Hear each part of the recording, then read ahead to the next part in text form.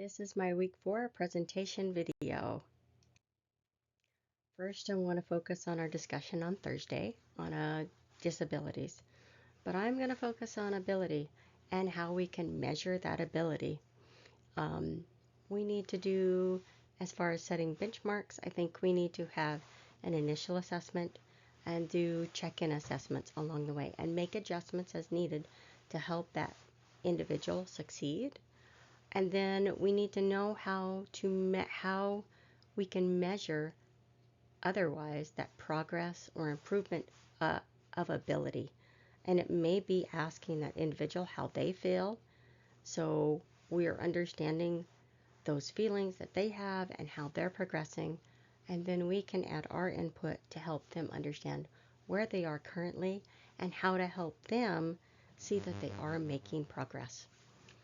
And I think we need to compare our vision to the student's vision of what progress looks like and is to them. We also need to get comfortable with asking those uncomfortable questions.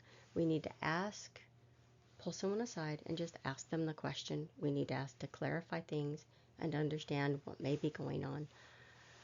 And we need to let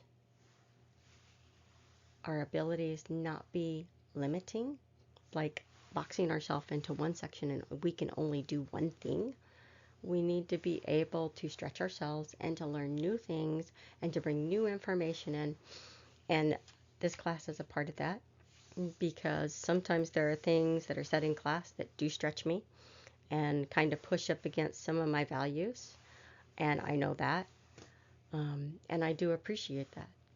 We need to be able to do what we can and then ask for help when we're unable to proceed without that help. I think that is a challenging thing for anyone in any space, whether they're adult or a child. We have to get past that piece of it. And we need to be grateful for whatever we can do, even if it is not exactly the same as someone else. So Tuesday we talked about, as a teacher, evaluate what we do as a teacher, asking questions and how to ask those questions. We need to know and inform our students why questions are necessary. We need to be able to ask them questions that are more than a yes or no answer, which are open-ended questions. They do require a discussion. And we need to be able to do that in a manner that affirms their current ability and allows them to feel they are respected where they're at and that they can improve. And can we effectively, in a respectful manner, reflect back what we understood when they said to us their understanding? So we know that we're on the same wavelength or the same pattern of thinking, and that the end result is looking the same in the vision as to what was expected in our expectations.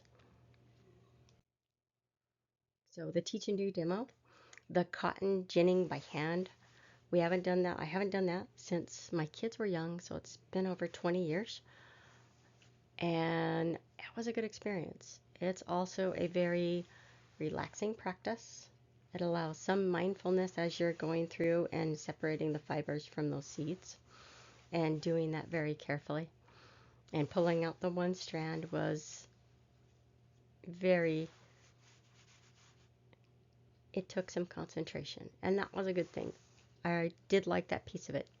And I do really look at prior experience facilitating in scouting as a trainer for leaders and with first aid and with CPR in that training, instructing both youth and adults, and then with the Army Family Team Building Program as a master trainer, training instructors, learning and seeing how an individual progresses, being able to evaluate the skills by teaching a section and then having them come up.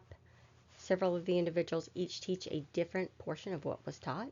So then we can see where they're at, their understanding, if there needs to be improvements, And I think that is what we're doing in this class. And I do appreciate that. And I know I need more of that.